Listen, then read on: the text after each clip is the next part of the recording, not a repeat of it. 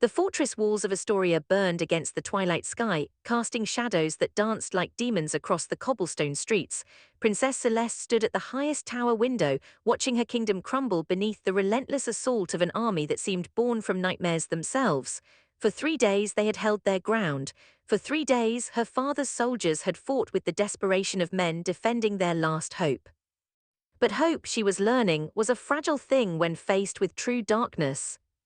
The Demon Lord Kieran had swept through the eastern territories like a plague, his name whispered in terror from tavern to temple. Some said he was a fallen angel cast down for the sin of pride. Others claimed he had been human once, twisted by forbidden magic into something unrecognizable. Celeste knew only what she had seen from her tower, a figure in black armor who moved through battle like death itself, unhurried and absolute. Where he walked, men fell. Where he pointed, fire bloomed. She touched the cold glass, her fingertips leaving small prints of warmth that faded almost instantly. In the courtyard below she could see her father, King Aldrich, shouting orders to his remaining guards. His voice carried even through the stone and distance, hoarse from days of commanding a dying defense. He had aged years in these 3 days, his face haggard and grey. She wanted to go to him, to stand by his side as the kingdom fell, but he had forbidden it. His last command to her had been simple: survive. The door behind her opened without ceremony. Her handmaiden Ilara entered with red-rimmed eyes and trembling hands. She carried no message this time, no update from the front lines. They both knew how this would end. Instead, she simply stood beside her princess, two young women watching the only world they had ever known burn to ash and memory. "They're through the main gate," Ilara whispered. "The captain says we have perhaps an hour, maybe less." Celeste nodded slowly, an hour to encompass a lifetime, an hour to say goodbye to everything that had made her who she was. She thought of the gardens where she had played as a child, the library where she had learned to read in 5 languages, the great hall where she had danced at festivals wearing flowers in her hair. All of it would be gone by morning, replaced by silence and ghosts. "You should go," Celeste said quietly. "Take the servants' passage to the river, you can still escape." "And leave you here alone," Ilara's voice cracked. "My lady, I cannot." "You can, you will." Celeste turned to face her friend, taking her hands in her own.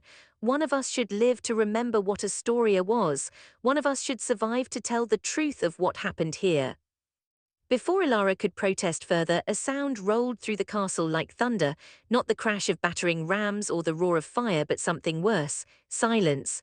The sounds of battle had simply stopped, replaced by a quiet so profound it seemed to swallow all hope. They both knew what it meant: the fighting was over, Astoria had fallen. Celeste felt her heart hammering against her ribs as footsteps echoed in the hallway beyond her chamber, heavy boots on stone, methodical and patient. She had no weapon, no means of defense. Her father had trained her in diplomacy and languages, music and mathematics, but never in warfare. She was a princess of peacetime, utterly unprepared for the world that was being born in fire beyond her walls. The door swung open and her breath caught in her throat. She had expected soldiers, perhaps a commander, come to take her prisoner. Instead, he stood there himself. The Demon Lord Kieran, removing his helmet to reveal a face that shocked her more than any monster's visage could have. He was beautiful, terribly, impossibly beautiful, sharp features that seemed carved from marble, pale skin that had never known sunlight, and eyes the color of smoke and storms. Dark hair fell across his forehead, and when he looked at her she felt the weight of something ancient and unknowable behind his gaze. This was what she had not expected. Monsters were easier to hate when they looked the part. "Princess Celeste," he said, and his voice was like velvet over steel, cultured and cold. "Your father has been executed, your army has surrendered, your kingdom is now mine." Each word landed like a physical blow. Her father dead, the man who had taught her to ride horses, who had read her stories at bedtime, who had believed she could be wise as well as gentle. Gone. She felt her knees weaken but refused to fall. She would not give him that satisfaction. "Then kill me and be done with it," she said, surprised by the steadiness of her own voice. "I will not beg for mercy I know you lack." Something flickered across his face, amusement perhaps, or something darker. He stepped into the room and despite herself she retreated until her back pressed against the cold stone wall. He was taller than she had realized, and there was a power in his presence that had nothing to do with physical strength. It was the weight of absolute certainty, the confidence of one who had never known defeat. Kill you? He tilted his head slightly, studying her like a scholar examining an interesting specimen. No, princess, death would be far too simple. You are worth more to me alive. As a hostage, she lifted her chin, forcing herself to meet his eyes. As a prize to parade before your armies. As a symbol, he corrected, the last flower of Astoria kept alive in my garden. Let it be known that I am not merely a destroyer. Let them see that even their precious princess now exists at my pleasure. The cruelty of it took her breath away, not death but humiliation, not execution but subjugation. He would keep her as a pet, a living reminder of his conquest. She felt rage kindle in her chest, bright and hot, burning away the fear. I will never serve you, she hissed. Never bow, never kneel, never acknowledge your rule as anything but tyranny. He smiled then, a slight curve of his lips that held no warmth whatsoever. We shall see, princess. Time has a way of changing even the most stubborn convictions. He turned toward the door, pausing at the threshold. Gather what you wish to bring. You leave within the hour. Your new life begins tonight. As his footsteps faded down the corridor, Celeste sank to the floor, her strength finally failing her. Ilara rushed to her side, cradling her as sobs broke through the composure she had fought so hard to maintain. Her father was dead, her kingdom was destroyed, and she was to be a prisoner in the court of the monster who had taken everything from her. But beneath the grief and fear, something else stirred, a coal of anger that would not be extinguished, a core of steel she had not known she possessed. He had destroyed her kingdom, yes, he had shattered her world and murdered her father, but he had made one critical mistake: he had left her alive. The journey to Kieran's stronghold took 4 days through lands that bore the scars of his conquest. Celeste rode in a black carriage draped with his banner, a serpent coiled around a broken crown. She watched through the window as they passed burned villages and abandoned farmsteads, fields left fallow and forests silent with fear. This was the peace he brought, the peace of the grave. They spoke of him in whispers, the people they passed. Some made warding signs, ancient gestures against evil. Others simply turned away, unwilling to even look upon the carriage that carried the Demon Lord's prize.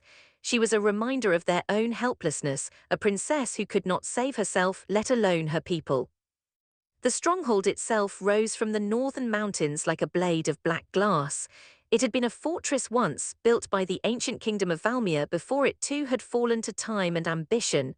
Kieran had claimed it and made it his own, and now it dominated the landscape like a cancer, beautiful and deadly in equal measure. Her chambers were in the eastern tower, surprisingly luxurious despite her status as prisoner. Silk curtains, fine furniture, a bed large enough for 3 people, but the windows were barred and guards stood outside her door at all hours. A gilded cage was still a cage, no matter how comfortable the bars. She settled into a routine of quiet resistance. When summoned to dine with Kieran, she spoke only when directly questioned, her answers clipped and cold. When presented with fine dresses in his colors, she wore mourning white. When invited to walk the gardens, she catalogued every guard position, every locked gate, every potential weakness. Kieran watched her efforts with what seemed like detached amusement. He made no attempt to break her spirit through cruelty or force. Instead, he simply existed in her life like a dark star, pulling everything into his orbit through sheer presence alone. He would sit across from her at dinner, discussing philosophy and history as if they were colleagues rather than conqueror and conquered. He would offer observations about her kingdom with the casual intimacy of one who had studied it thoroughly before destroying it. It was during one of these dinners, 3 weeks into her captivity, that she finally asked the question that had haunted her since the fall of Astoria. Why, she set down her fork, meeting his eyes across the candlelit table. Why destroy my kingdom? We had no quarrel with you, we posed no threat. What could you possibly gain that was worth so much death? He was silent for a long moment, swirling wine in his glass. When he spoke, his voice carried a weight she had not heard before. Your kingdom sat on the crossroads of 3 territories I had already claimed. It was a symbol of the old order, the world that was. As long as Astoria stood, others would believe that the past could be reclaimed, that the old ways might return. He looked at her directly. I did not destroy your kingdom out of malice, princess. I destroyed it out of necessity. The new world I am building has no room for symbols of what was. And the people who died, her voice shook with suppressed fury. My father, the soldiers who defended their homes, were they just symbols too? They were casualties of a war they could not win. His expression remained unchanged. I gave your father the opportunity to surrender, to bend the knee and preserve his people. He refused. The blood is on his hands as much as mine. She stood so quickly her chair fell backward. My father was a good man, a just man. He would never have served a tyrant. No, Kieran agreed softly, he would not, and so he died, as all who cling to the old world must eventually die. This is the nature of change, Princess. It is neither good nor evil, it simply is. She wanted to scream at him, to rage against his cold philosophy and careful justifications, but she had learned enough about him to know that emotion would not move him. Instead, she turned and walked from the room, ignoring the guards who straightened at her approach. To her surprise, they let her pass. Kieran's voice followed her into the hallway. You are not a prisoner, Celeste. You may go where you wish within these walls. It was a lie, of course. The entire stronghold was her prison, but it was a larger cage than her chambers, and she took what freedom she could find. The library became her sanctuary, floor-to-ceiling shelves of books collected from a dozen conquered kingdoms, knowledge hoarded like treasure. She lost herself in histories and philosophies, searching for some understanding of the man who had destroyed her life. What she found troubled her more than simple evil would have. Kieran had not always been a conqueror. The older texts spoke of him as a scholar, a researcher of ancient magic who had sought to understand the fundamental forces that shaped reality. Something had changed him, transformed him from seeker of knowledge to dealer of death. But what? The records were maddeningly vague, as if a crucial chapter had been torn from the story. She was deep in a tome about the fallen kingdom of Valmir when she sensed his presence. She had grown attuned to it, that subtle shift in the air that announced his arrival. She did not look up from her reading. The library suits you, he said, moving along the shelves with the ease of long familiarity. I had thought you might find your way here eventually. It seems we have something in common, she replied without warmth, a love of books if nothing else. He pulled a volume from the shelf, examining it with what appeared to be genuine fondness. These books are all that remain of kingdoms I have conquered, languages spoken by no living tongue, philosophies that guided nations to dust. In a sense, this library is a graveyard. How poetic, she said flatly. Do you compose verses about the children you orphaned as well? His jaw tightened, the first real reaction she had provoked from him. You think me incapable of remorse. You imagine I feel nothing for the lives I have taken. I think, she said carefully, closing her book, that if you felt appropriate remorse you would stop taking them. He was quiet for a long time, standing in the shaft of sunlight that fell through the high windows. Dust motes danced around him like tiny stars. When he spoke again, his voice was softer, almost human. I was like you once. I believed in justice and mercy, in the possibility of a world governed by reason and compassion. I watched that world devour itself in petty wars and pointless suffering. I saw kingdoms rise and fall based on nothing more than the accident of birth, power given to fools while the wise starved in gutters. He turned to face her. I decided to build something better, something lasting. And yes, it requires blood to lay the foundation, but when it is complete there will be peace. True peace, enforced and eternal. Peace built on grave, she said. Peace maintained by fear. That is not peace, Lord Kieran. That is simply a different kind of death. Perhaps, he replaced the book on its shelf, but it is better than the alternative, better than the endless cycle of war and reconciliation, vengeance and forgiveness that has defined human existence since the beginning. She stood facing him across the library. You speak as if you are no longer human yourself. Something dark flickered in his eyes. I gave up my humanity the day I chose this path. It was a price I paid willingly. For the first time since her capture, Celeste felt something other than hatred or fear when she looked at him. It was the smallest spark of curiosity, an unwanted wondering about the man he had been before he became the monster. She crushed it immediately. Sympathy was a luxury she could not afford. As the weeks turned to months, Celeste found herself caught in a strange limbo. She was not tortured, not mistreated in any conventional sense. Her days were her own to spend as she wished within the confines of the stronghold, yet the weight of her captivity pressed on her constantly, a reminder that everything she had, even her life itself, existed at Kieran's pleasure. Winter came to the mountains with cruel efficiency, transforming the landscape into something alien and beautiful.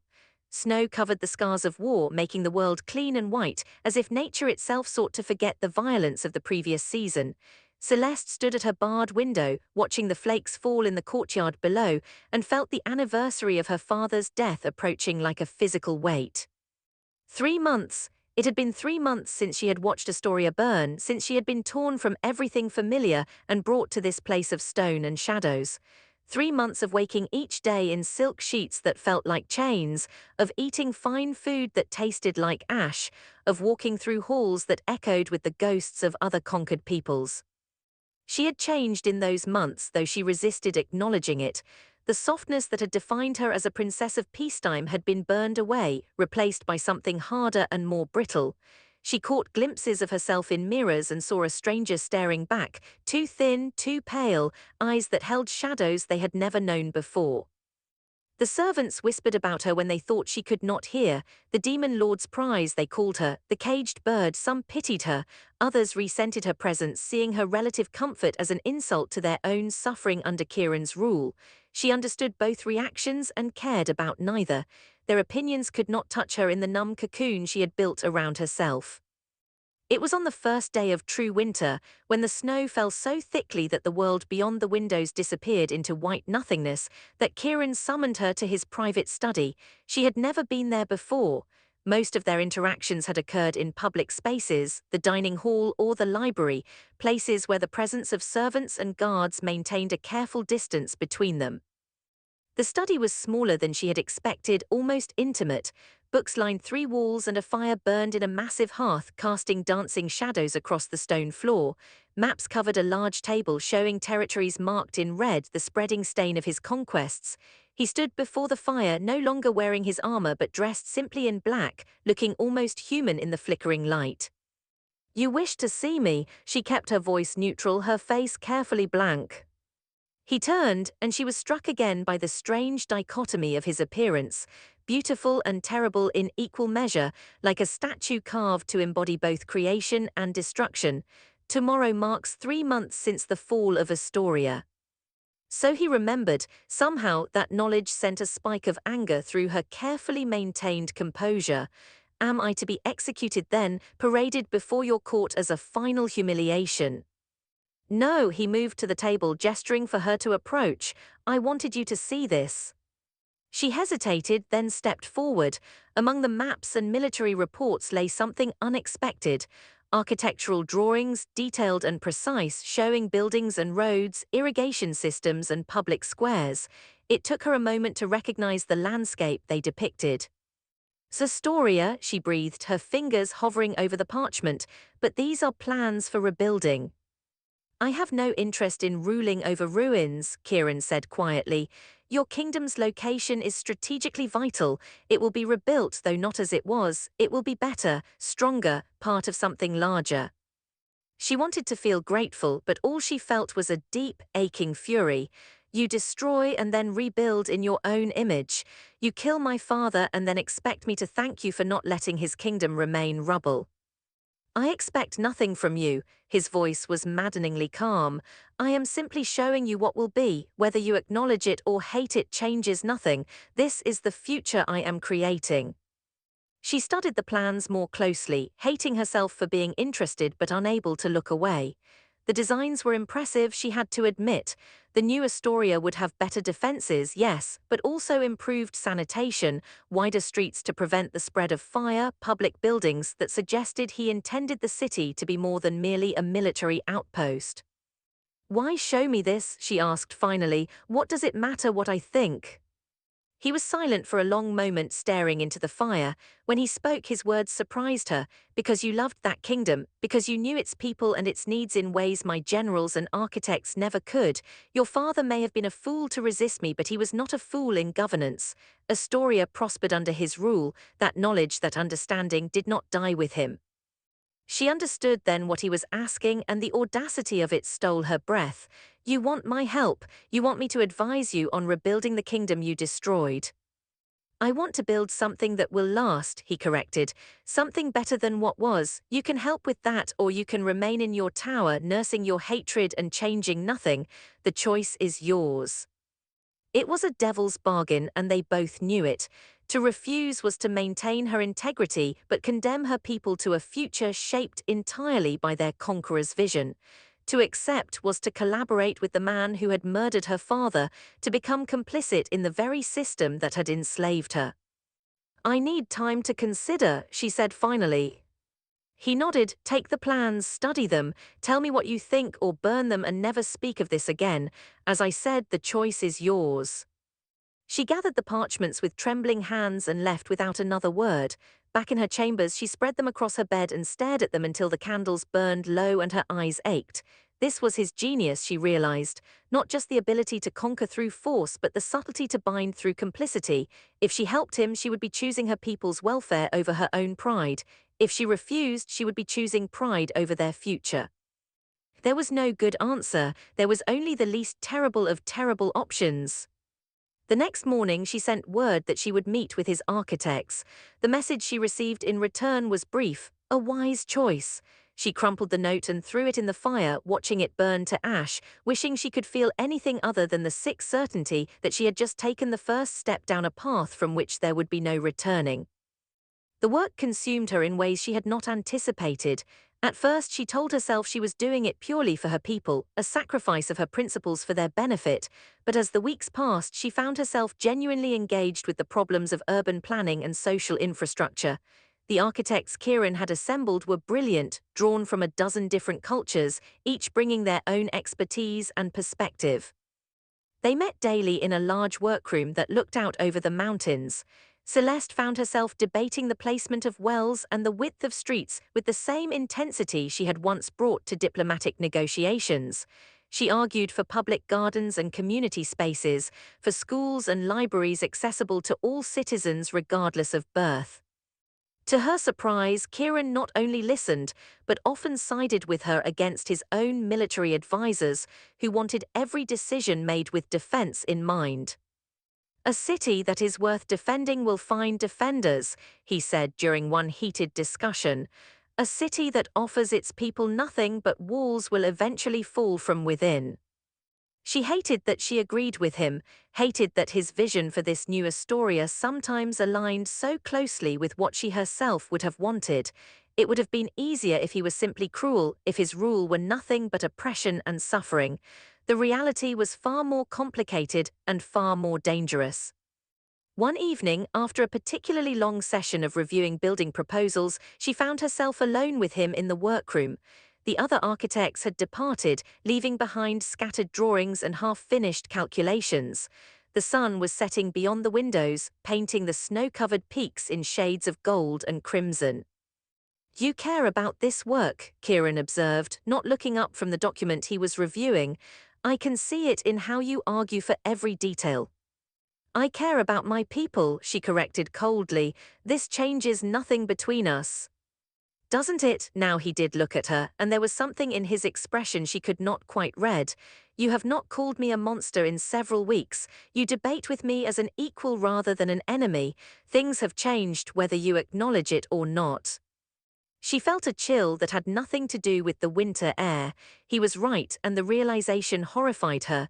She had become comfortable in his presence, had begun to see him as something other than the demon who had destroyed her world. It was a betrayal of everything she had sworn to hold sacred. "Never mistake collaboration for forgiveness," she said, her voice shaking. "Never imagine that because I work toward a common goal, I have forgotten what you took from me. My father's blood is still on your hands, Lord Kieran. No amount of good works will wash it clean." His expression shuttered, becoming the cold mask she recognized from their earliest encounters. "I have never asked for your forgiveness, Princess. I do not seek absolution for choices I would make again without hesitation. Your father died because he would not adapt to a changing world. I will not apologize for being that change." She wanted to rage at him, to scream her grief and fury until the walls shook. Instead, she gathered her papers with careful precision and walked from the room, her spine straight and her head high. Only when she reached her chambers did she allow herself to collapse, tears flowing for the first time in weeks. She wept for her father, for her lost kingdom, for the girl she had been who had believed the world was fundamentally just. But most of all, she wept because Kieran was right. Things had changed. The hatred that had sustained her through those first terrible weeks had developed cracks, and through those cracks something far more dangerous was seeping in: understanding, sympathy, the beginning of something she dared not name. Winter deepened its grip on the mountains, and with it came a strange sort of peace. The snow made travel difficult, effectively isolating the stronghold from the outside world. Celeste found the enforced stillness almost restful after the chaos of the previous months. The work on Astoria's rebuilding continued, but at a slower pace, giving her time to explore other aspects of life within the fortress. She discovered that Kieran's rule, while absolute, was not as tyrannical as she had imagined. The people who lived and worked in the stronghold seemed well-fed and reasonably content. They obeyed out of respect as much as fear, and there was a sense of order and purpose that reminded her uncomfortably of her father's court. One day, while walking through the lower levels of the fortress, she came upon a schoolroom. Children sat at rough wooden desks, learning their letters from a patient teacher. They were the children of servants and soldiers, given education that would have been unthinkable in many kingdoms where such opportunities were reserved for the nobility. Surprised, Kieran's voice came from behind her and she suppressed a start. She had not heard him approach. "You educate the common children," she said, stating the obvious because she could not quite process the implications. "An educated populace is easier to govern and more productive," he replied pragmatically. "They can read orders, keep records, contribute to society in meaningful ways. It is simply practical." But Celeste heard something else beneath his words. This was not just about efficiency. This was about giving opportunities to people who had never had them before, about breaking down the rigid hierarchies that had defined the old world. It was, in its way, almost revolutionary. "You are not what I expected," she admitted before she could stop herself. He raised an eyebrow. "And what did you expect? A creature of pure evil delighting in suffering for its own sake?" "Yes," she said honestly, "it would have been simpler." "The world is rarely simple, Princess. Surely your education taught you that much." They stood side by side, watching the children practice their letters, and Celeste felt the foundations of her understanding continuing to shift. Kieran was a murderer, a conqueror, a destroyer of kingdoms, but he was also this: a builder of schools, a patron of learning, a man who saw potential in the lowest born and sought to cultivate it. How could one person contain such contradictions? How could the same hands that had signed her father's death warrant also design a system that gave peasant children access to education? The questions haunted her through the long winter nights, keeping her awake while the wind howled outside her windows. It was during one of those sleepless nights that she made a decision. She could not forgive Kieran for what he had done, might never be able to forgive him, but she could try to understand him, and perhaps in understanding him, she might find a way to influence him, to guide his vision for the future towards something that honored the best of what Astoria had been rather than simply erasing it entirely. The next morning, she requested a private audience. When she was shown into his study, she found him bent over military reports, his face lined with fatigue. He looked up at her approach, and she saw surprise flicker across his features. "I want to know who you were," she said without preamble. "Before all of this, before the conquests and the bloodshed, I want to understand how a scholar became a warlord." For a long moment, he simply stared at her, his expression unreadable. Then, slowly, he set down his pen and gestured to the chair across from his desk. "That," he said quietly, "is a longer story than you might expect, and not a pleasant one." "I am not seeking pleasant," she replied, settling into the chair. "I am seeking truth." He leaned back, his eyes distant, looking at something she could not see. When he began to speak, his voice carried the weight of years she was only beginning to comprehend. "I was born in the kingdom of Valmir in the years before its fall. My father was a physician, my mother a teacher. They believed in the power of knowledge to transform society, and they raised me with those same ideals." He paused, a slight smile touching his lips. "I was insufferable as a child, always questioning, always pushing at the boundaries of what was known. My parents encouraged it, even when it made me unpopular with more traditional tutors." Celeste listened, trying to reconcile this image with the man before her. It was almost impossible to imagine him as a curious child, innocent and full of hope. I studied at the Grand University, focusing on what was then called the theoretical arts, magic in the old sense, not the parlor tricks and simple spells that most practitioners knew, but the fundamental forces that underlie reality itself. His expression darkened. I was brilliant, that is not arrogance, simply fact. I understood things that scholars twice my age could not grasp. I thought I could use that understanding to make the world better. What changed? The question emerged as barely a whisper. War, he said simply. Valmir went to war with the neighboring kingdom over a disputed border, a strip of land barely 10 miles wide, worthless except for the principle of the thing. I watched as resources that could have fed the hungry or educated the ignorant were poured into weapons and soldiers. I watched my father work himself to exhaustion treating the wounded, only to see them sent back to battle as soon as they could walk. I watched my mother's school close because all the funding went to the military. He stood and walked to the window, his back to her. The war lasted 7 years. In the end, Valmir won its strip of worthless land, but the kingdom was broken. Plague came in the wake of the armies, famine followed the plague, and within a generation, Valmir was nothing but a memory, all for pride, all for the stubborn refusal of two kings to compromise over something that mattered to no one but themselves. Celeste felt something twist in her chest. She knew this story, or versions of it. History was full of kingdoms that had destroyed themselves over pride and principle.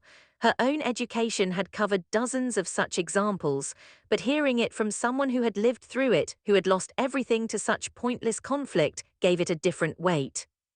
I realized then, Kieran continued, still gazing out at the snow-covered landscape, that the problem was not specific leaders or individual conflicts. The problem was the system itself. As long as power was distributed among dozens of petty kingdoms, each concerned only with its own interests, war was inevitable, suffering was inevitable. The cycle would repeat endlessly, generation after generation, because no one had the will or the power to break it. So you decided to become the breaker, she understood now, or was beginning to unite the kingdoms by force, to create the peace that could not be achieved through negotiation. Yes, he turned back to face her. I spent decades mastering the arts that would give me the power to do so. I sacrificed everything human in myself, everything soft and weak to become what was necessary, and I do not regret it, Celeste. Even knowing the cost, even seeing your face when you speak of your father, I do not regret it. The use of her name without her title struck her as oddly intimate. She should have objected, should have reasserted the distance between them. Instead, she found herself asking another question. Do you ever wonder if you were wrong, if there might have been another way? His laugh was bitter and entirely without humor. Every day, every single day, I wonder if I am a visionary or simply a murderer who has convinced himself his murders have meaning, but wondering changes nothing. I have come too far to turn back. The only path left is forward, toward the world I have promised to build on the bones of the old. They sat in silence as the light faded beyond the windows. Celeste felt as if she had been shown something she was not meant to see, a vulnerability that Kieran rarely displayed. The Demon Lord was still a demon, still the destroyer of her kingdom and murderer of her father, but he was also a man who had been broken by the very tragedies he now inflicted on others, caught in a cycle of violence he believed was the only path to peace.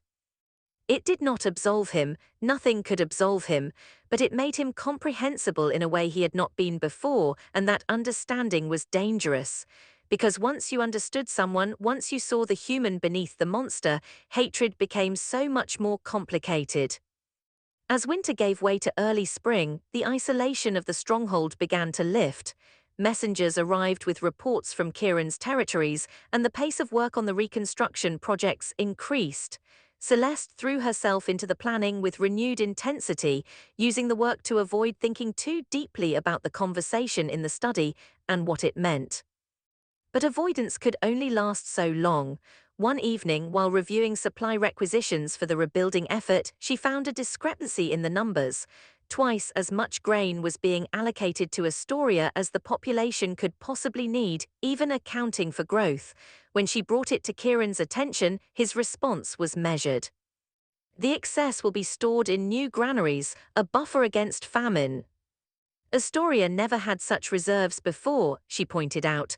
My father believed in smaller stores rotated more frequently. Your father's approach left the kingdom vulnerable to any disruption in the harvest. Kieran's tone was patient but firm. A single bad year could have meant starvation. This way, the people are protected even in times of scarcity. She wanted to argue to defend her father's decisions, but she could not deny the logic. Astoria had indeed come close to famine in her childhood during a year when early frost destroyed much of the crop. Only emergency purchases from neighboring kingdoms had prevented disaster. Those same kingdoms no longer existed, swallowed by Kieran's expansion. You plan for everything, she said, unable to keep a note of frustration from her voice. Every possible contingency, every potential weakness. Do you never act on faith or hope? Faith and hope are luxuries for those who can afford to be wrong. He set aside the document he had been reading. I cannot. Too many depend on my decisions for me to indulge in optimism. That sounds like a lonely way to live. The words were out before she could stop them, too personal and too revealing. She saw something flicker in his eyes, there and gone too quickly to identify. Loneliness is irrelevant, he said after a moment. I chose this path knowing what it would cost. But Celeste heard what he did not say. Yes, he was lonely. Yes, the isolation of absolute power weighed on him. The Demon Lord, feared and obeyed by thousands, was fundamentally alone in ways that even she, his prisoner, was not. Against her better judgment, against every vow she had made to herself, she felt a stirring of sympathy. She crushed it immediately, reminding herself of who he was and what he had done. Sympathy was a step toward something more dangerous, something that would betray everything her father had died for. Yet as the days passed, she found it increasingly difficult to maintain the bright line between captor and captive, enemy and ally. They worked together on the rebuilding plans, and slowly, almost imperceptibly, their relationship shifted. The careful formality that had characterized their early interactions gave way to something more natural, almost collegial. She caught herself laughing at one of his dry observations about the impracticality of a proposed bridge design. The sound startled them both, and an awkward silence followed. But the next day, when she made a similar quip about an architect's overly ornate fountain plan, he smiled. Actually smiled, a real expression of amusement that transformed his usually severe features. These small moments of connection terrified her more than any threat or violence could have. They suggested that the distance she needed to maintain, the hatred that protected her from truly seeing him as human, was eroding despite her best efforts. Spring came late to the mountains but arrived with sudden intensity. Within the span of a week, the snow that had blanketed the landscape for months melted away, revealing the first green shoots of new growth. The stronghold itself seemed to come alive after the long winter, windows thrown open to air out musty rooms, people venturing outside to feel sunlight on their faces. Celeste stood in the garden watching servants plant flowers in beds that had lain dormant for months. It was a small garden, nothing compared to the elaborate grounds of Astoria's palace, but there was something peaceful about its modest proportions. Someone had planted bulbs here long ago, and now they pushed through the soil, determined to bloom despite the harsh conditions. They're resilient, Kieran said, appearing beside her with the silent step she had learned to expect. Tulips, they were my mother's favorite. She looked at him in surprise. It was the first time he had mentioned his mother directly, the first truly personal detail he had offered since their conversation in the study. Did she plant these? No, these are new, planted this past autumn. He gazed at the emerging flowers with an expression that might have been wistfulness. But she would have approved. She always said that gardens were an act of faith, planting beauty in the expectation that you will live to see it bloom. Celeste thought about faith and gardens, about planting things meant to outlive their creators. Is that what you are doing, planting a garden you hope will bloom long after you are gone? Perhaps. He was quiet for a moment, though I am not certain I would call what I am building beautiful, necessary, stable, enduring, but beautiful. He shook his head. That may be beyond my capacity to create. You could try, she said softly. The new Astoria has the potential for beauty as well as stability, gardens as well as granaries, art as well as architecture. He looked at her with an intensity that made her breath catch. And who would teach me to see such things? I have spent so long focused on what must be that I have forgotten how to imagine what could be. The moment stretched between them, waited with unspoken possibilities. Then a messenger arrived, breaking the spell, and Kieran excused himself to deal with matters of state. Celeste remained in the garden, her heart beating too fast, her thoughts in turmoil. Something was happening between them, something she could no longer deny or dismiss. The walls she had built to protect herself were crumbling, and she did not know how to stop it or even if she wanted to. The realization should have terrified her. Instead, what frightened her most was the tiny spark of something that felt dangerously like hope. The work on Astoria's reconstruction was entering its final planning phase. Soon, actual building would begin, the theoretical made concrete and permanent. Celeste found herself both eager and anxious about this next step. Once the new city began to take shape, there would be no denying her role in its creation. She would be forever linked to this collaboration, her name attached to a project that could not exist without Kieran's conquest. It was during a late-night planning session that the argument erupted. They had been reviewing the design for the central square, and Celeste had suggested incorporating a memorial to those who had died defending the old Astoria. Kieran had refused, stating that monuments to the past had no place in a city meant to represent the future. They deserve to be remembered, Celeste insisted, her voice rising. My father, the soldiers, the citizens who died in the siege, you cannot simply erase them as if they never existed.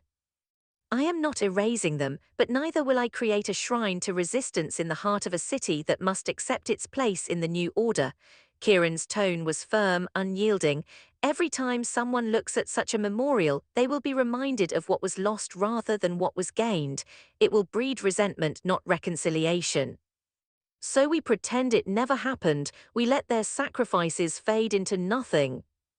Their sacrifices, as you call them, were in service to a world that no longer exists and can never exist again. He stood, agitation visible in the rigid set of his shoulders. I understand that you grieve, Celeste, but grief cannot be allowed to poison the future. She stood as well, facing him across the table covered in plans and proposals. You speak of poison, but what you are building is founded on blood and lies. You want people to forget that they were conquered, to accept subjugation as if it were liberation. A memorial would at least be honest about what this new Astoria cost. And what would you have me do? His voice dropped to something dangerous and quiet. Shall I flagellate myself publicly, confess that every choice I have made might have been wrong? I am not a good man, Celeste, I have never claimed to be, but I am trying to build something better than the endless cycle of petty wars and meaningless suffering that defined the old world. If that requires people to forget, then they will forget. You cannot command memory, she shot back. You can destroy kingdoms and kill kings, but you cannot control what people hold in their hearts. Can I not? He moved around the table, closing the distance between them. You have forgotten or are beginning to. When was the last time you looked at me and saw only a monster? When was the last time you spoke to me with pure hatred instead of this complicated anger that tastes of understanding? She felt as if he had struck her, because he was right and they both knew it. The simple clarity of her early captivity had given way to something far more muddled.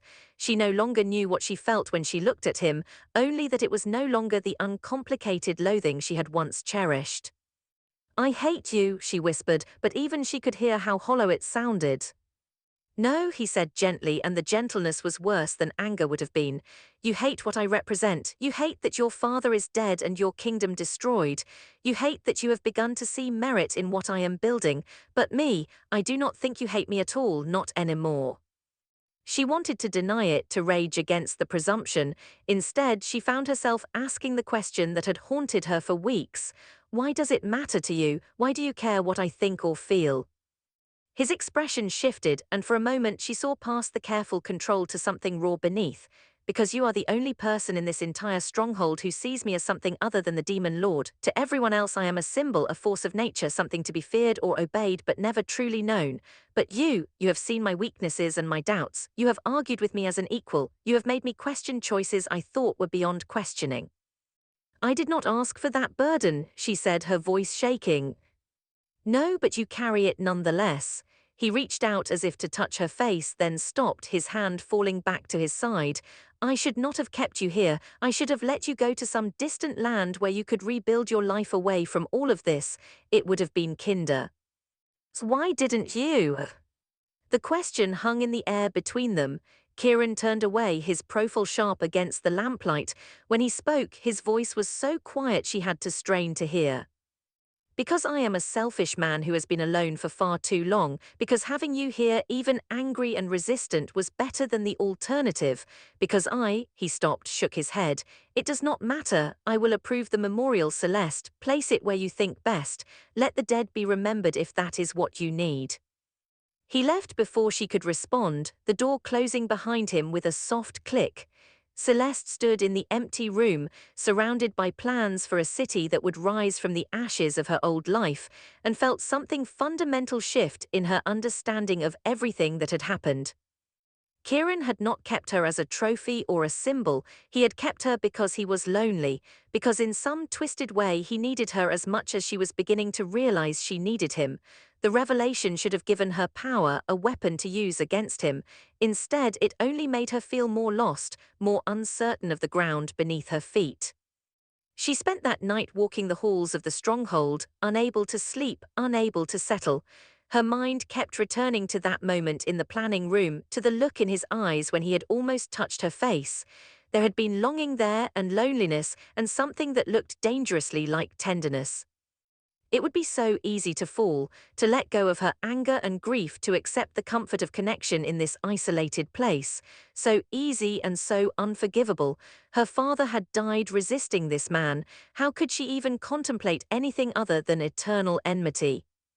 Yet she could not deny that she was contemplating it. Worse, she was contemplating it with a frequency and intensity that suggested it was not merely idle wondering, but genuine possibility. Dawn found her in the library searching through histories of other conquered peoples, looking for some precedent, some story that would tell her what to do. What she found instead were tales of collaboration and resistance, of those who had worked with their conquerors and those who had fought to the death. Neither path seemed obviously right or wrong. Both had led to outcomes good and terrible in equal measure. In the end, she realized there was no answer in these dusty books. There was only the choice she would have to make, a choice that would define not just her future but her understanding of who she was and what she valued most. The days following their argument were strange and strained. They continued to work together on the planning, but a new awkwardness had entered their interactions. Kieran was more formal, more careful to maintain distance. Celeste found herself missing the easy collaboration they had developed, even as she recognized that the distance was probably healthier. She designed the memorial with painstaking care. It would be a simple thing, a wall of stone with names carved into its surface. No grand statuary, no inflammatory symbolism, just the quiet acknowledgement that these people had lived and died. When she showed the design to Kieran, he approved it without comment, but she saw something like relief in his eyes. Spring deepened into early summer, and with it came news from the wider world. Another kingdom had fallen to Kieran's forces, this one surrendering without significant bloodshed. The reports spoke of negotiations and compromises, of a transition of power that preserved much of the existing structure while integrating it into Kieran's expanding empire. "You are learning," Celeste observed when he shared the news with her, "how to conquer without destroying." "Or perhaps I am simply growing tired of destruction," he replied. "There is only so much blood one can spill before it begins to feel meaningless." She studied his face, looking for signs of the ruthless conqueror who had burned Astoria. What she saw instead was a man who looked older than his years, worn down by the weight of choices that could never be unmade. "Do you regret it, any of it?" "Regret is a luxury I cannot afford." His answer was automatic, rehearsed. Then he paused, seeming to reconsider. "But if I could go back knowing what I know now, perhaps I would have tried negotiation with your father before resorting to force. Perhaps there was a way to bring Astoria into the fold without quite so much death." It was the closest he had ever come to expressing remorse for what he had done to her kingdom. Celeste felt something crack inside her chest, a small breaking that was painful and liberating in equal measure. "Thank you," she said quietly, "for saying that."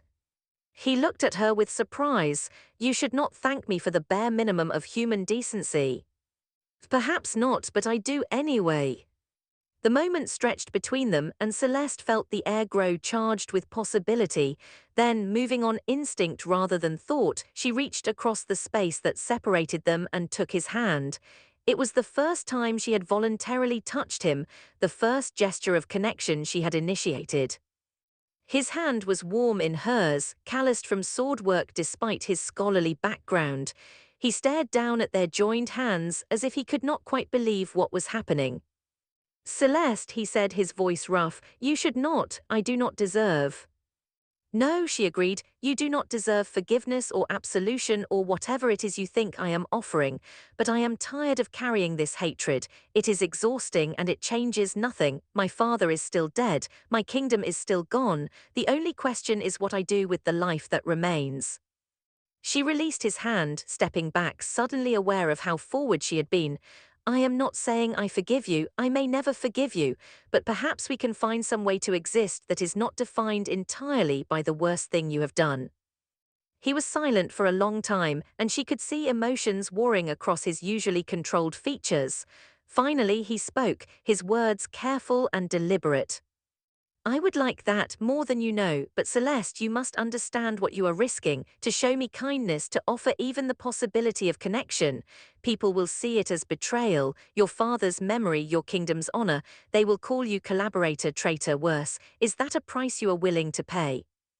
She had already considered this during the long sleepless nights when she wrestled with her changing feelings. The answer terrified her, but it was also honest. I do not know, but I know that I cannot continue as I have been, locked in this limbo of resistance and cooperation, hating you while working beside you. Something has to change. Then let it change slowly, he suggested. Let us see what develops without forcing it or defining it. Can you accept that uncertainty? She thought about gardens and faith, about planting seeds without knowing what would bloom. Yes, she said finally, I can accept that. The summer brought warmth and growth to the mountains, and with it a subtle shift in the dynamics of the stronghold. Servants who had once avoided Celeste now greeted her with cautious respect. The architects and planners sought her opinion on matters beyond Astoria's reconstruction. She was no longer simply the Demon Lord's prisoner but something else, something undefined but undeniably more. Kieran, too, seemed different. The cold formality that had characterized his public persona softened, at least in private. They fell into a routine of evening walks through the gardens, discussing everything from philosophy to practical governance. These conversations became the highlight of Celeste's day, moments of genuine connection that felt stolen from the weight of their respective roles. It was during one of these walks, as the sun set in spectacular shades of orange and purple, that Celeste finally asked the question that had been building for weeks. What happens when the reconstruction is complete, when Astoria is rebuilt and functioning as part of your empire? What becomes of me then? Kieran was silent, his expression troubled. They had reached a small bench overlooking the valley, and he gestured for her to sit. He remained standing, looking out at the landscape painted in twilight colors. I have thought about that question more than any other, he admitted. The practical answer is that you would be free to go wherever you wished. Your value as a symbol or hostage diminishes once Astoria is stable and integrated. You could travel, settle in some peaceful corner of the empire, live whatever life you chose. But she heard the unspoken reservation in his tone. He turned to face her, and the naked longing in his expression stole her breath. But I would prefer you stay, not as a prisoner, not as a political necessity, but as someone I have come to value beyond all practical consideration. Her heart raced, and she found herself unable to look away from his eyes. This was the moment, she realized, the point where pretense fell away and truth had to be confronted. Kieran, She stopped, unsure how to continue. What was she trying to say? That she had feelings for him despite everything? That the man who had destroyed her kingdom had somehow become the person she most wanted to talk to be near, to understand? You do not have to answer now, he said quickly, perhaps seeing her struggle. I am simply being honest about what I hope for, not demanding anything from you. Your freedom is yours whenever you wish to claim it. And if I stayed, the question emerged before she could stop it, not out of obligation or fear but by choice, what would that look like? He sank onto the bench beside her, close but not touching. I do not know, I have conquered kingdoms but have no experience with, he gestured helplessly between them. This, whatever this is becoming, I would want to do right by you to give you whatever you needed to be happy, but I do not know if happiness is even possible for someone like me. Celeste felt a wave of tenderness so powerful it frightened her. This man, who commanded armies and toppled nations, was vulnerable and uncertain when faced with the simple human question of connection. She reached out and took his hand again, a gesture that was becoming easier each time. Perhaps we could learn together, she said softly, how to build something that is neither conquest nor surrender but something entirely new. He looked down at their joined hands, and when he spoke, his voice was thick with emotion. I do not deserve you, I do not deserve even the possibility of this, but I find myself hoping for it anyway, despite knowing better. Then hope, she said, for once in your calculated, controlled existence, allow yourself to hope for something that has no strategic value and no practical purpose. Hope because it makes you human, not in spite of it. He lifted her hand to his lips, pressing a kiss to her knuckles that was gentle and reverent. The gesture sent warmth flooding through her, and she realized with perfect clarity that she had already made her choice. Whatever came next, whatever judgments history would pass on her, she wanted this, wanted him, not despite who he was, but because of the complicated, contradictory whole he represented. They sat together as the stars emerged overhead, hands linked, two people who should have been enemies discovering something that felt dangerously like peace. The first stones of the new Astoria were laid on a bright morning in late summer. Celeste stood beside Kieran as craftsmen lowered the cornerstone of what would become the central marketplace, the heart of the rebuilt city. A crowd had gathered, former citizens of Astoria mixed with soldiers and administrators from across Kieran's empire, all watching this symbolic beginning. Kieran had asked her to speak, to lend her voice and her father's legacy to this moment. She had spent days preparing remarks that would acknowledge the past without being consumed by it, that would honor what was lost while embracing what might be built. Now, as she stepped forward, she felt the weight of every eye upon her. My father once told me, she began, her voice carrying across the assembled crowd, that a kingdom is not defined by its walls or its wealth but by the care it shows its people.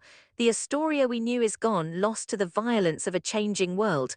But the values it represented, the commitment to justice and community and shared prosperity, these do not have to die with it. She paused, looking out at faces marked by loss and hope in equal measure.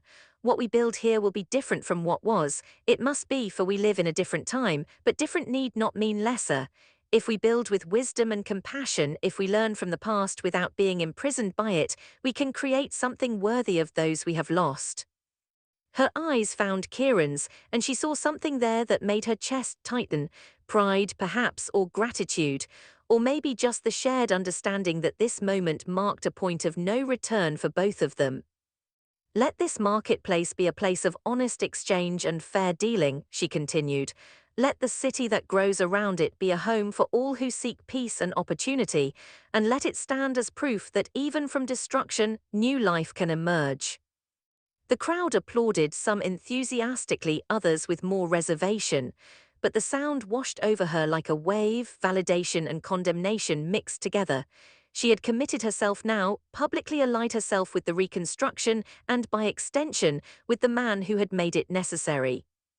As the ceremony concluded and the crowd dispersed, an older woman approached her. Celeste recognized her as one of Astoria's former merchants, a woman who had run a fabric shop in the old city's market quarter. Your Highness, the woman said, her voice formal but not unkind, my daughter died in the siege. She was 18 years old. Celeste felt her heart clench. I am so sorry, I grieve with you for what was lost.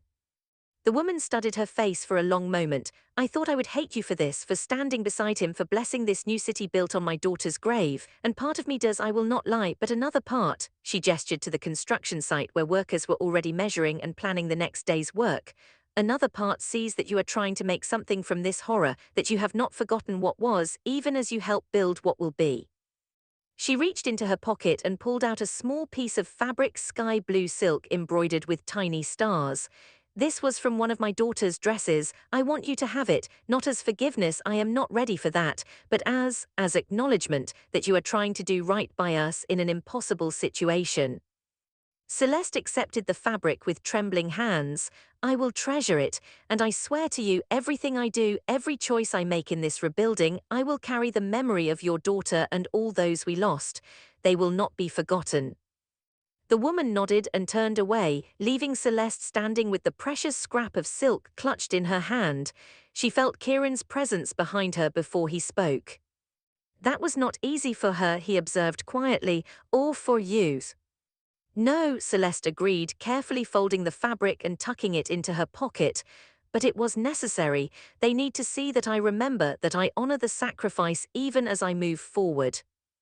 You are braver than I am, Kieran said, facing them knowing some will see you as a traitor. I hide behind armies and authority. You stand exposed to their judgment. She turned to look at him, seeing the genuine admiration in his eyes. I learned from you, you face your choices without flinching, without seeking absolution. I am simply doing the same. But I am not seeking redemption, he pointed out. You are trying to bridge two worlds to honor the past while building the future. The burden is heavier. Then help me carry it, she said simply, not as conqueror and conquered, but as partners in this work. He extended his hand, and she took it, a gesture witnessed by dozens who would interpret it in 100 different ways. Let them think what they would, she decided. She knew the truth of what was growing between them, and that was enough. The summer progressed, and the rebuilding effort gained momentum. Celeste threw herself into the work with renewed purpose, spending her days on the construction site and her evenings in planning sessions that stretched long into the night. She insisted on improvements beyond what Kieran had initially proposed: public baths, communal gardens, spaces designed specifically for artistic and cultural activities. You are building more than a city, Kieran observed during one late-night review of the plans. You are building a vision of how society should function. Is that not what you claim to be doing? She countered, creating a better world free from the failures of the old. I thought I was, he admitted, but I was approaching it as an engineer approaches a machine: optimize, streamline, make it functional and efficient. You are thinking of it as a living thing, something that needs beauty and inspiration as much as clean water and strong walls. She set down her pen, stretching tired shoulders. My father used to say that a city's greatness was measured not in its defenses but in its theaters, in the art it created and the ideas it celebrated. I want the new Astoria to be great in that sense, not just strategic. Kieran was quiet for a moment, his fingers drumming on the table in a rare display of nervous energy. I have been thinking, he said slowly, about what comes after, when this empire is fully established, when there are no more kingdoms to conquer and integrate. What then? Is that not the goal? Celeste asked, confused. To achieve lasting peace, to end the cycle of warfare. It is, but I find myself wondering what becomes of me when the wars are over. I have defined myself by conquest for so long. What am I without it? She heard the genuine uncertainty in his voice and felt a surge of tenderness. He was so powerful in so many ways, yet utterly lost when it came to imagining himself beyond the role he had created. Perhaps you become a builder instead of a destroyer. Perhaps you spend the rest of your days making gardens instead of grave. With you, the question was soft, almost tentative. I know I have no right to ask, but I cannot imagine that future without you in it. Her heart beat faster. They had been circling this question for weeks, moving closer to each other in ways both subtle and significant. But this was the first time either of them had spoken it plainly: the possibility of a future together, not as captor and captive, but as something else entirely. I cannot give you an answer yet, she said honestly. Too much is still unresolved in my heart, but I can tell you that I want to find out what that future might look like, that I am willing to explore the possibility. He reached across the table and took her hand, a gesture that had become familiar but no less meaningful for its repetition. That is more than I hoped for, more than I deserve. Stop measuring yourself by what you deserve, she said gently. Start thinking about what you could become given the chance. They sat together in the lamplight, hands linked, two people trying to navigate a path that no map could show them. The work of rebuilding stretched ahead, uncertain and challenging, but for the first time since the fall of Astoria, Celeste felt something other than grief when she looked toward the future. She felt curiosity, possibility, the fragile beginning of hope. As autumn painted the mountains in shades of gold and crimson, a crisis emerged that would test everything they had built together. News arrived of rebellion in one of Kieran's eastern territories, a coalition of former nobles attempting to reclaim their power. The response from Kieran's military commanders was swift and brutal. Execute the leaders, disperse the armies, make an example that would discourage future resistance. Celeste was in the planning room when the reports came in, and she watched Kieran's face grow cold and hard as he read the recommendations. This was the Demon Lord she remembered from those early days, the destroyer who had burned Astoria without hesitation. "You cannot do this," she said before he could give the order. "You cannot execute them without trial, without any attempt at negotiation." "They took up arms against lawful authority," Kieran replied, his voice flat and emotionless. "The penalty for rebellion is death. It has always been thus." "Then change it," she insisted. "You claim to be building a better world, but you fall back on the old methods at the first challenge. Show them that your rule can be just as well as strong." "Justice," his laugh was bitter. "They want their old privileges back, their right to exploit the peasants who worked their lands. There is no justice in allowing that." "I am not suggesting you allow it," Celeste said, forcing her voice to remain calm despite her racing heart. "I am suggesting you offer an alternative: trials, evidence, punishment proportionate to actual crimes committed. Show your subjects that even rebellion can be met with measured response rather than massacre." "And if that is seen as weakness," Kieran stood, pacing the room like a caged predator, "if every petty lord with delusions of grandeur decides to test my resolve, then you respond with strength but not with slaughter." She moved to intercept his pacing, forcing him to look at her. "Kieran, you told me you were tired of destruction. Prove it. Show them that the Demon Lord can evolve into something more than just a symbol of fear." The struggle played out across his face, old instincts warring with new possibilities. Finally, he sank into a chair, his head in his hands. "I do not know if I can. The patterns are so deeply ingrained. When challenged, I destroy. It is what I know." Celeste knelt beside him, taking his hands in hers. "Then learn something new. Let me help you. We will handle this together, find a response that is firm but not cruel. You do not have to do this alone." He looked at her with something that might have been wonder. "How can you have such faith in me, after everything I have done, everything you know me to be capable of?" "Because I have seen you change," she said simply. "I have watched you consider mercy when vengeance would be easier. I have seen you build when destruction would be simpler. If you can change that much, you can change this too." The decision was not immediate. They spent hours reviewing the details of the rebellion, the grievances that had sparked it, the actual harm done. What emerged was a more complicated picture than the simple narrative of ambitious nobles seeking power. There were legitimate complaints about taxation and representation, concerns about traditional practices being overridden by central authority. "They have some valid points," Celeste observed, reviewing the documents. "Not about restoring the old hierarchies, but about having a voice in governance. Perhaps that is what you offer them: trials for those who committed violence, but also forums for peaceful dissent, ways to address grievances without resorting to rebellion." Kieran studied the proposal she had sketched out, his expression thoughtful. "It would require establishing new institutions, mechanisms for appeal and representation. It would make governance more complicated, less efficient." "But more just," she countered, "and ultimately more stable. People are less likely to rebel if they believe they have other options for being heard." Slowly he nodded. "Very well, we will try it your way, but if it fails, if it leads to more bloodshed rather than less, then we will adjust," she said firmly. "But at least we will have tried, at least we will have given them a chance at something better than summary execution." The orders went out countermanding the military commander's initial plans. There would be trials, investigations, a measured response rather than wholesale slaughter.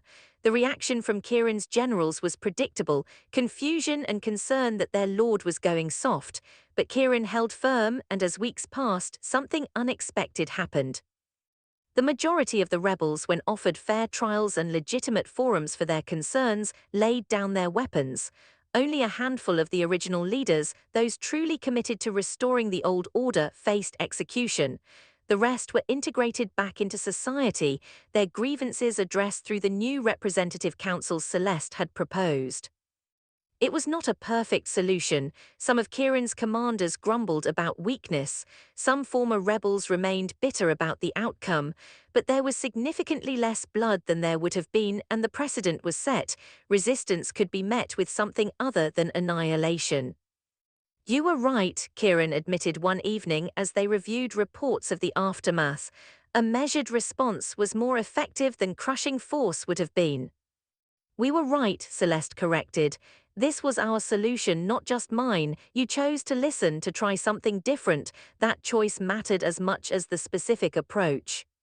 He looked at her with an expression that made her breath catch. "You have made me better. You make me want to be better. I did not think that was possible."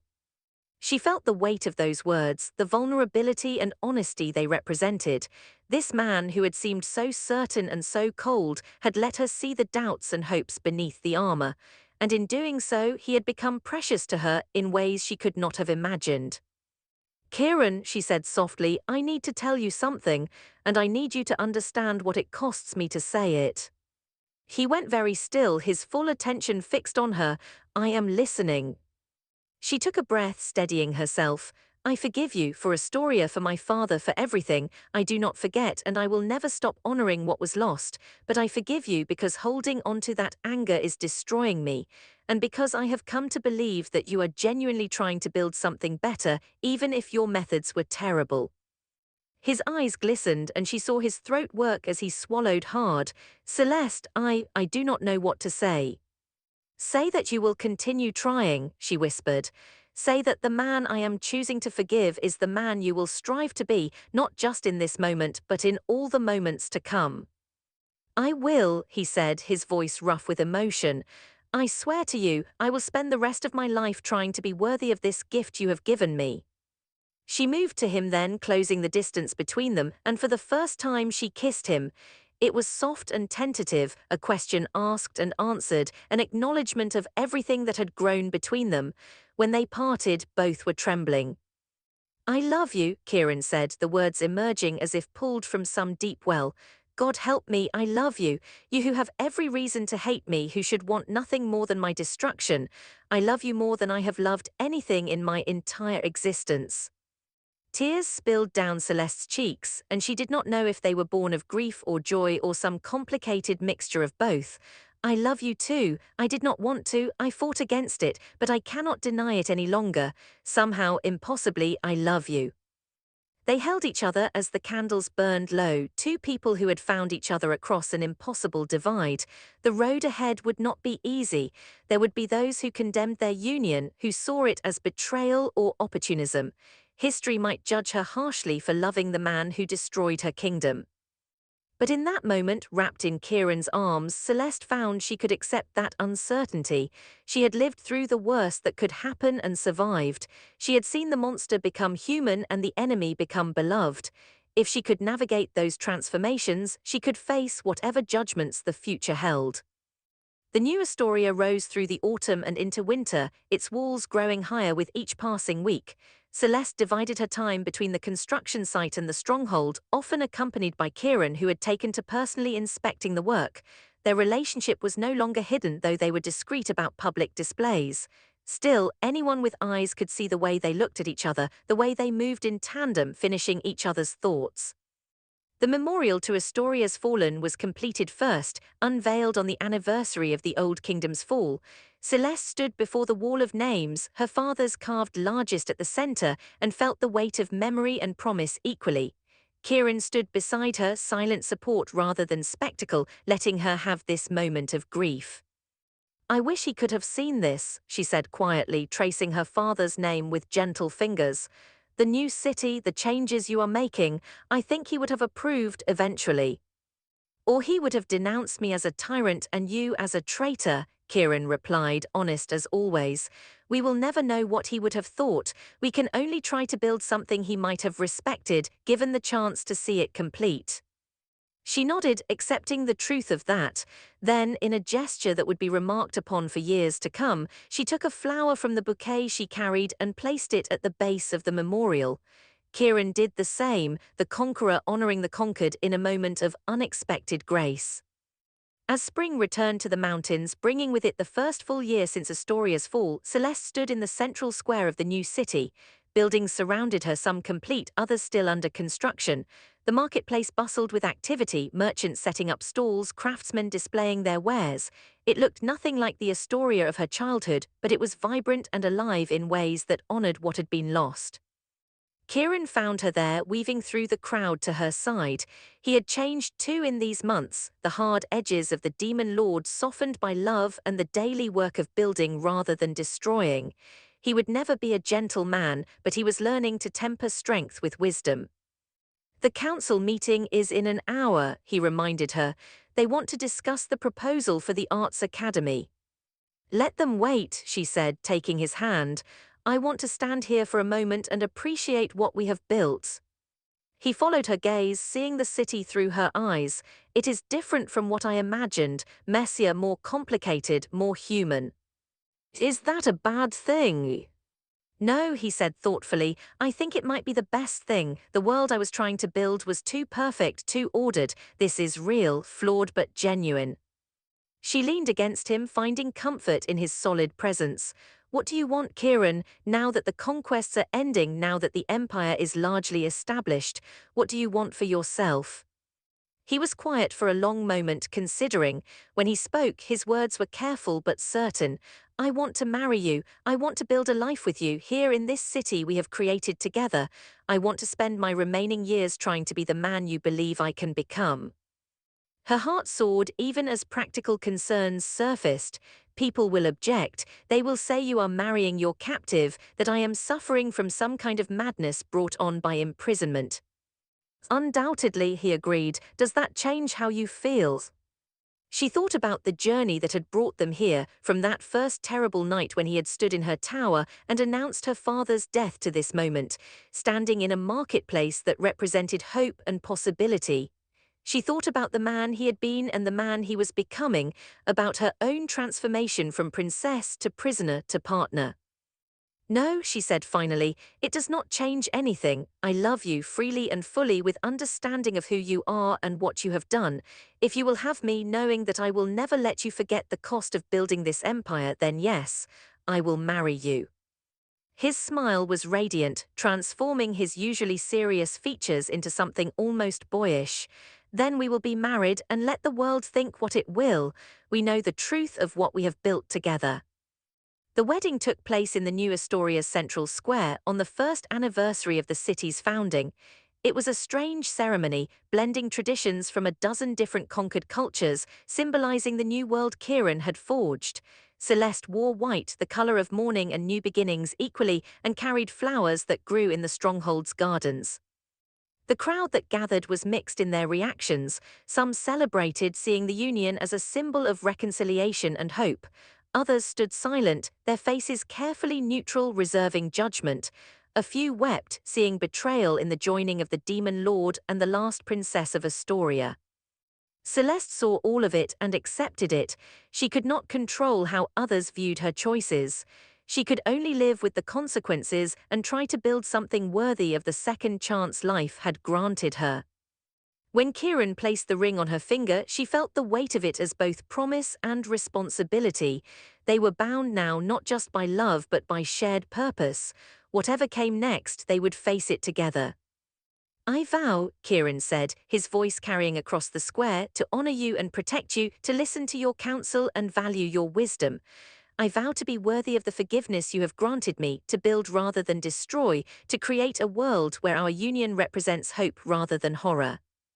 I vow, Celeste replied, her own voice steady and clear, to stand beside you in the work of building a better world, to remind you of the cost when you forget, to celebrate the victories when you are too humble to claim them, to love you despite and because of everything you are. The ceremony concluded with a kiss that tasted of salt and sweetness, tears and triumph mixed together.